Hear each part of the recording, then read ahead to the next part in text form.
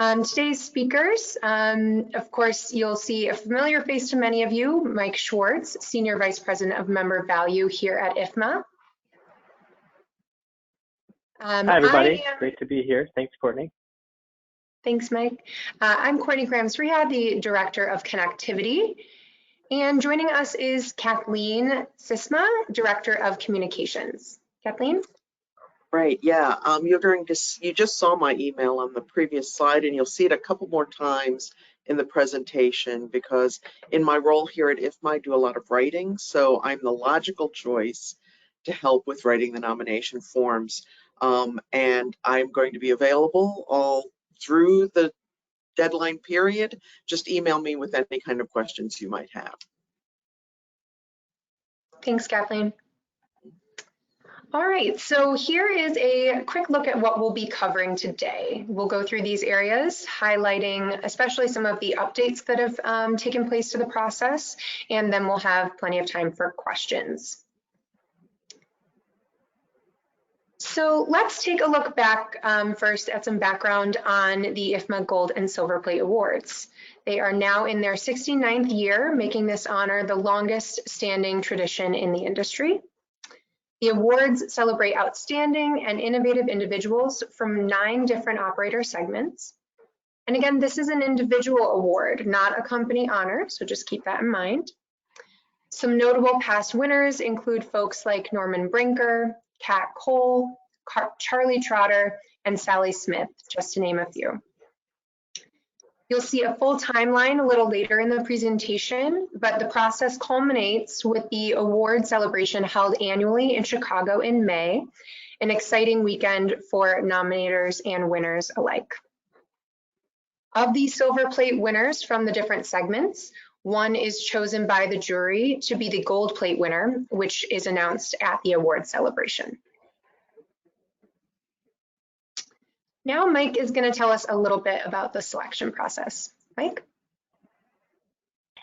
Great. Thanks, Courtney, and good morning, everybody. Yeah, so as Courtney had mentioned, the Gold and Silver Plate Awards has been around for almost 70 years now, almost the entire existence of IFMA as an association. And if we can go to the next slide, Courtney, we'll talk a little bit about we'll talk about the selection process as a whole. So it is a very secretive, competitive process. The jury itself is composed and comprised of industry trade editors, individuals from the trade and the media, as well as past Gold and Silver Plate Award recipients as well.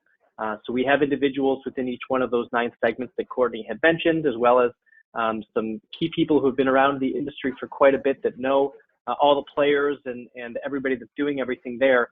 But before we even get to the full in-person meeting per se, there's a whole pre-screen process. And the way that goes is we get hundreds of nominations every year throughout the course of the year with those 9 categories. We incorporate and involve participants of the Gold and Silver Plate Society, members who have won the Gold and Silver Plate Award in the past. They go through an entire pre-screen process where they receive the nominations within each of their categories, and they'll take all of those nominations and finalize it to the top 3 or 4 per category.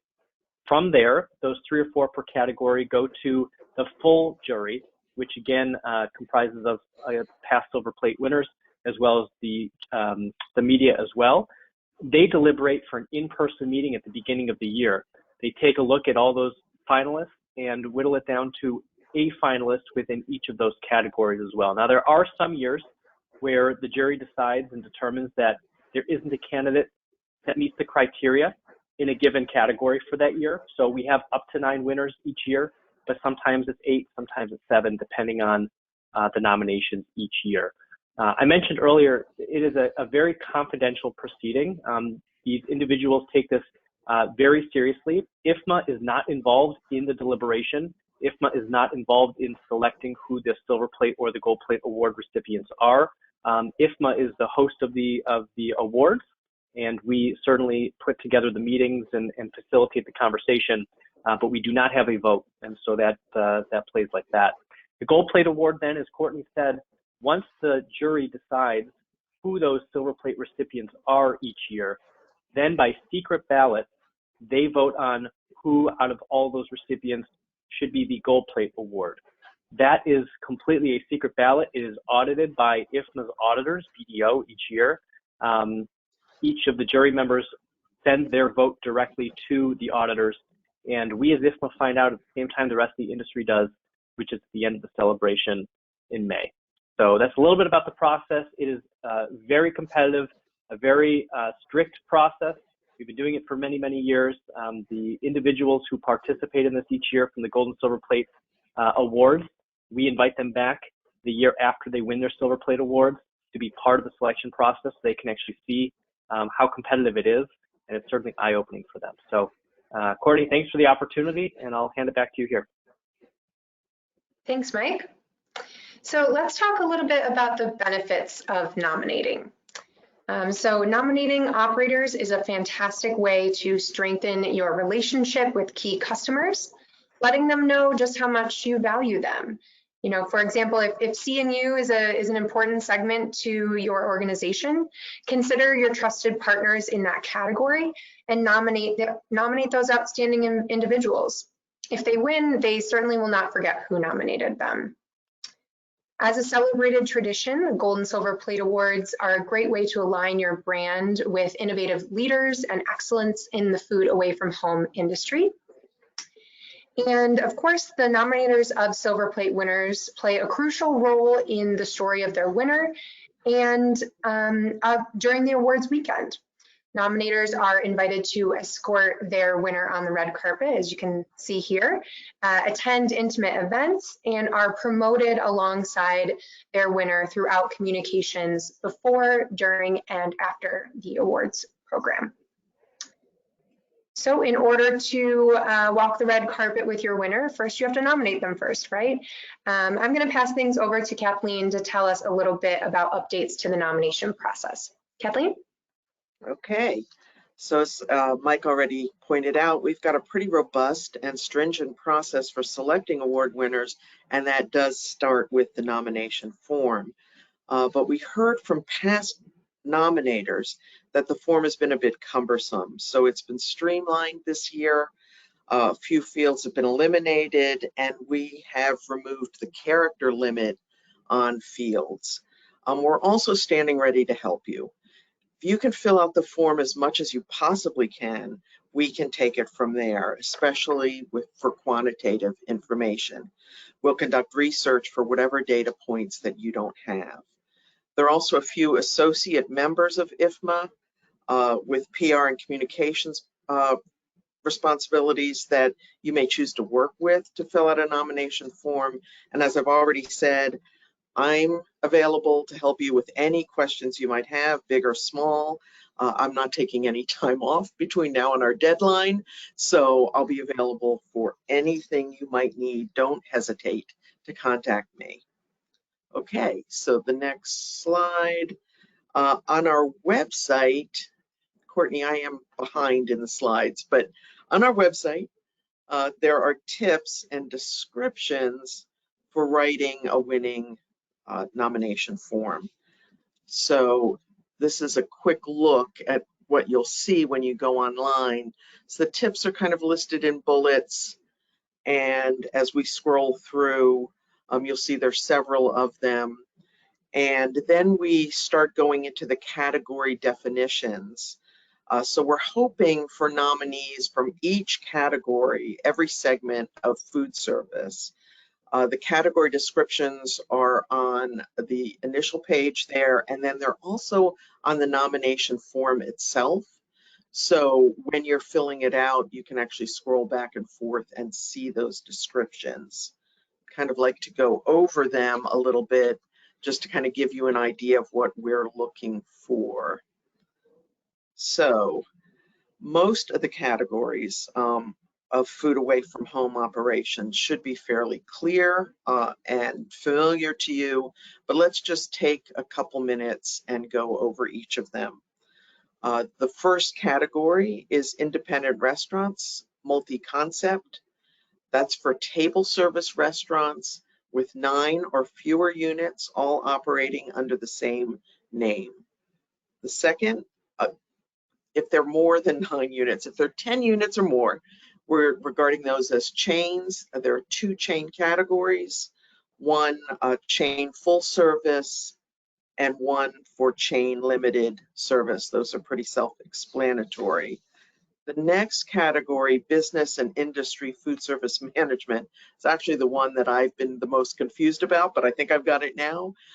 It's basically for food service that's corporate on-premise establishments, like food service that's offered in plants or factories or offices. The category also covers individuals who manage multiple food service operations in multiple categories. For instance, say they have food service in a retirement village and in community colleges. So you'd put them into this category. The next 3 categories on the list are fairly self-explanatory. Healthcare includes hospitals, nursing homes, rehab centers, and the like. The 2 school categories are pretty clear. It includes both public and private schools. The last 2 categories have been renamed this year to reflect the evolution that we've been seeing in food service and the growing food away from home marketplace. So grocery, convenience, and specialty retail would be for those individuals who oversee food service sales in retail establishments, and travel and leisure food service includes hotels and lodging, but has been expanded to also cover food service that's available on cruise ships, in theme parks and stadiums, museums, and places like that. Now, don't get hung up too much on this. If you make a mistake in the form, we'll be reviewing them before they go to jury selection, and one of us will reach out to you and say, we think you might want to recategorize your nominee. It's not a big deal. Okay, then my final slide is about the nomination form information itself. So you'll find the form on our website. We've included direct links in a lot of materials, emails and things that we've sent, but it's fairly easy to find on the website. Know that the form doesn't need to be completed in one session. You can save it multiple times and return to it before you hit submit. And as I've said before, there are no character limits in any of the fields, so we want to hear as much as you possibly have to say about your nominee. Just as a reminder, Gold and Silver Plate Awards are given to individuals, not companies or groups. And if you have any curiosity about what kind of people have won in the past, or maybe you're wondering if the person you're nominating might have already won, there is a past winners list for you to look at. And again, I'm at Kathleen, that's me, at ifmaworld.com, and I'm available between now and the deadline for the nomination form to answer any questions you might have. I'll try to get back to everyone as quickly as possible. And I look forward to seeing all of your nominations. So thanks. Thanks, Kathleen. So let's take a quick look at the overall timeline for this process, just to put this into context. So back in August, our nominations opened. As mentioned, the deadline for nominations is November 18th, which is coming up. The pre-screen jury process takes place in December. And then the full jury meeting and vote in person takes place in January.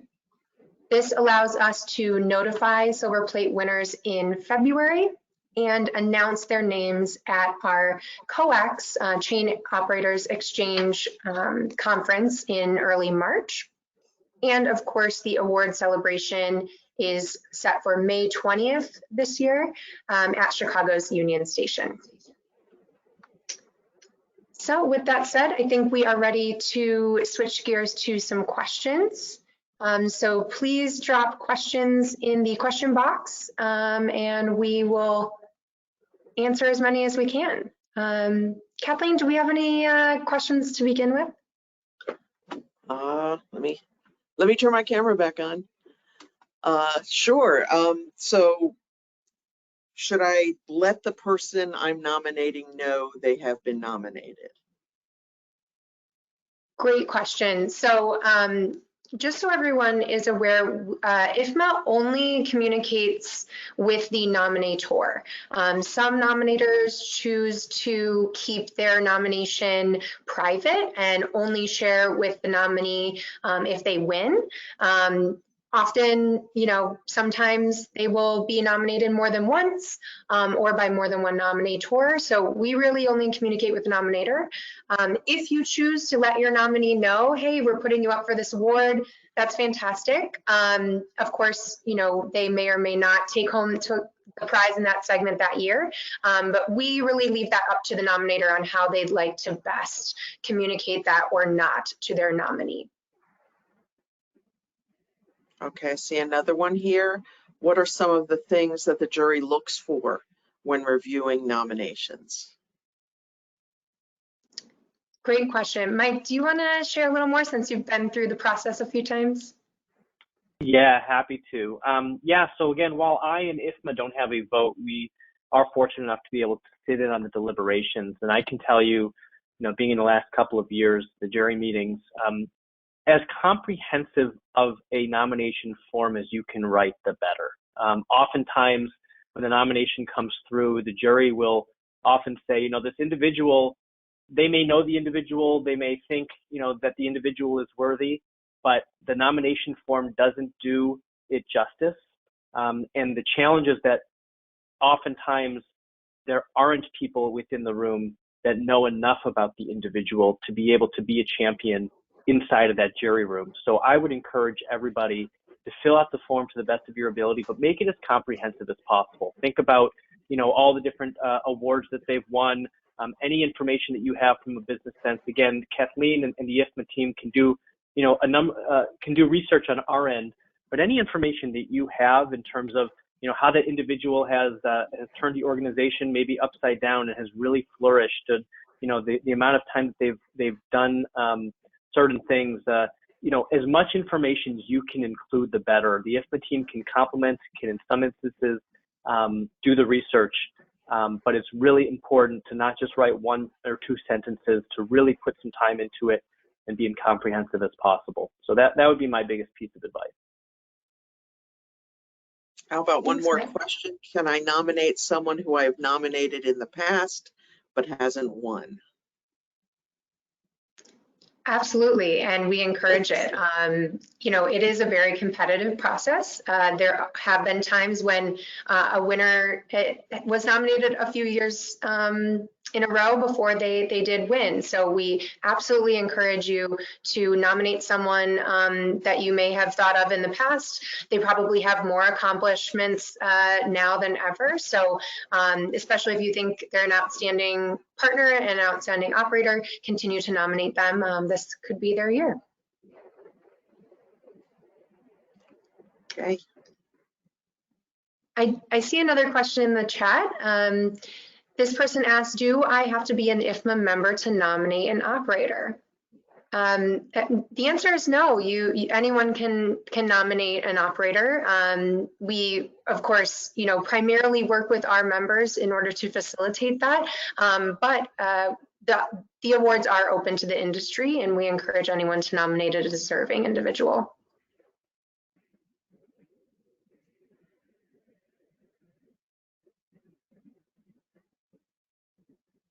Any other questions? We know there are questions. We know you all have questions. Mike, is there anything that comes up often? Yeah, another question that I thought of that's been part of the deliberation too, if an individual, for example, has been part of one segment for, a number of years in their career, and then they change jobs or change roles and go to a different segment, you should nominate them in their current segment that they are currently in. The jury, every jury meeting, they begin the conversation with asking the question, are all the individuals in the right segment? And they can have that discussion. Again, going back to what Kathleen had mentioned earlier, don't get too bogged down in terms of what segment to nominate them. I think it's more important to, if there's somebody who's worthy of this award, to nominate them, and then the jury can figure that out talk about that when the time is appropriate.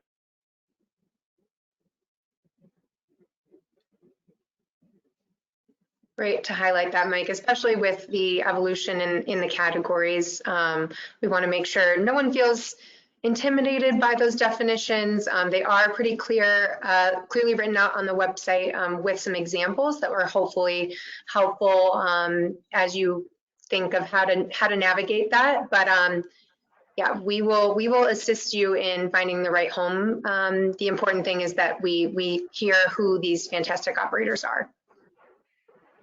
Courtney, I thought of one other consideration as people are putting together nominations. It's important for whoever's nominated for consideration to be directly responsible for the food service or food away from home programs. There have been nominations in the past, CEOs of particular companies that don't necessarily touch the food and beverage piece of the company, of the organization. And so in those instances, I would think about, the head of food service, the head of away from home, merchandising, whatever it might be, keep that into consideration for some of the specific categories. Thanks, Mike. Yeah, that's good to keep in mind. Any additional questions for our team? Otherwise, I think Kathleen's going to be getting a bunch of emails. People will think of things after the fact. And that's absolutely fine. I thought of one thing. Someone had asked me earlier, what if we find out that more than one person has nominated someone? And my answer is that's fantastic. Yeah, exactly. It's completely fine for an operator to get more than one nomination from different manufacturers or others. We encourage everyone to nominate someone they think is deserving, whether or not they are being nominated by someone else. In fact, that in some ways helps to reinforce that this is someone that we definitely want to take notice of. This year, I know at least one of the nominees, one of the Silver Plate winners, Mike, it might have been more than one, had multiple nominators, and they escorted them in and were acknowledged all the way through. It's kind of great to see someone who gets that much attention. And this isn't a question, but just to build off what Courtney and Kathleen, you all are saying, we've had many IFMA members in the past build segment-specific plans around the nomination process for gold and silver plate. For example, there are a couple of companies who have nominated many award winners within one or two specific segments. And if you ask those award winners who nominated you, they will always remember the name of the company that nominated them. And it's part of that member's go-to-market strategy. So I would encourage everybody to think about this broader than just nominating, a customer or two.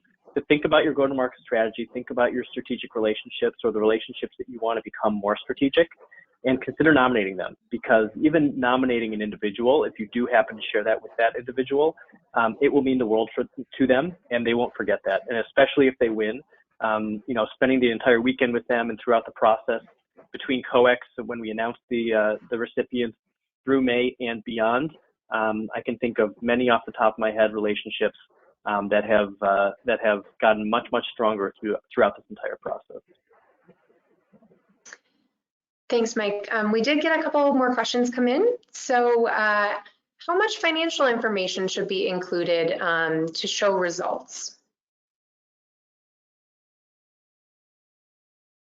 Yeah, I would, I'll start there, and Kathleen, if you have anything to add. Again, it's best efforts here, but certainly financial information does help in the jury room. Now, we do understand that some companies are public and some companies are private, and sometimes that information is available and sometimes it's not. I would say do your best to provide as much financial information as you can, and that's where Kathleen can come into play, where if you want to talk about that, Kathleen, in terms of next steps.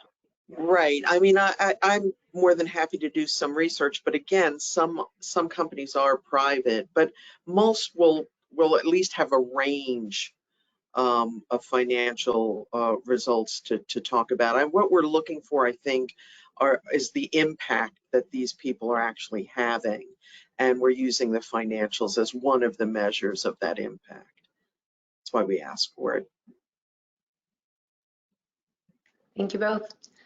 Another question, if you nominate a person, does their nomination carry over to the next year, or do you need to nominate every year? So I think we sort of touched on this. Certainly if you've nominated someone in the past and they didn't happen to win that year, we encourage you to re-nominate, but that would be a fresh nomination. Of course, hopefully, you have some of that information already, so it makes it a little bit easier. But you would want to include, further accomplishments, other things that have advanced in terms of the business. So it would be a new nomination. And if I can build on that, Courtney, that's especially true this year because the form is different. The form is different, right? Yes. Someone else asks, is there a limit to the number of people I can nominate? My answer is if you want to keep using the nomination form, we are thrilled to do a nomination after nomination after nomination. I don't see that there's a limit there. It's a limit of your endurance, I suppose, but the people that inspire us should be nominated. And if you're inspired by multiple people, we'd love to see multiple nominations from you. Thanks, Kathleen. Any other questions? People are getting a little less shy. Yeah. Figured if we talked for long enough, people would ask questions. Yes. Yes. Well, do drop any additional questions in the chat. But if they're while folks are thinking, I will just share a couple of upcoming programs for you all to be aware of. We have coming up on November 6th through 8th is our President's Conference in Scottsdale, Arizona. So that is our top to top forum. Very excited. It's actually just a couple weeks away. So hopefully we'll be seeing many of you there.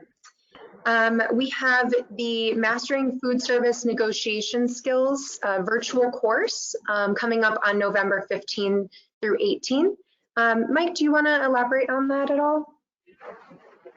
Yeah, I'd love to. This is a relatively new course. We did our first one a few months ago and got very, very high ratings. We've partnered with a negotiation expert. The company is called Scottwork. This is a 4-day, it's a pretty immersive course that is completely online, and we have a maximum of 12 seats available within our membership. This is a fantastic opportunity for individuals within your own organization to learn the core competencies and really become experts in negotiation. And what we've partnered with Scottwork on is a food service specific course. So while the learnings can be applied not just for food service, but really in everyday life and business as well, we are one of our committees, our training education committee, is actually working with Scottwork to develop a case study in food service. So if you have a sales individual, if you have a supply chain individual, if you have a procurement individual that could learn to leverage negotiation, this class is for them. And again, the reason that we have a maximum of 12 individuals is because it becomes very personalized. The instructors end up actually working hand in hand with each of the participants to make sure that they're providing real-time feedback. So the course is available. Information is on IFMA's website. We also negotiated with the master negotiators for a discount for IFMA members. So Scottwork's off-the-shelf negotiation class, there's a 15% discount for IFMA members if you go through us for the food service specific class. So that's my plug. More information on the website, but it's coming up next month. We'll hope that you'll send somebody from your team. Thanks, Mike. And two just additional save the dates. March 5 through 7 will be COEX in Tampa, Florida, where we will be announcing the Silver Plate winners that you all are nominating. And on May 20th will be the awards themselves, again in Chicago. So with that, I think we are going to wrap up.